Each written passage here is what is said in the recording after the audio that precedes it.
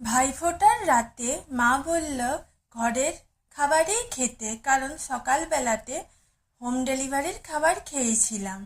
কিন্তু আমি রাতের বেলা হোটেল থেকে, যে হোটেলটার কথা তোমাদেরকে বলেছিলাম না, সকালবেলা ভাতে সব কিছু পাওয়া যায় আর রাতে রুটি সব কিছু পাওয়া যায়, বড় রেস্টুরেন্ট নয়, ছোট হোটেল, সেই হোটেল থেকে রুটি, মায়ের জন্য তড়কা, ভেজ তড়কা, দাদার জন্য চিকেন কষা, আমার জন্য পনির মটরের একটা তরকারি নিয়ে এসেছিলাম।